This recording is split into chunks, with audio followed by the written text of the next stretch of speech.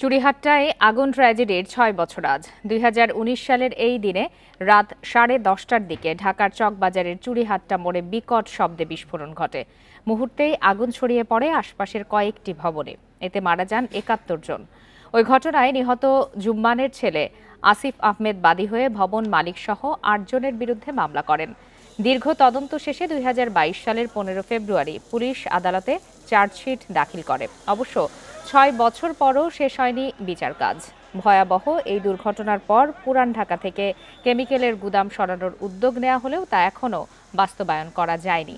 পুড়ে যাওয়া ওয়াহিদ ম্যানশনও মেরামত করে নতুনভাবে বাণিজ্যিকভাবে চালু হয়েছে।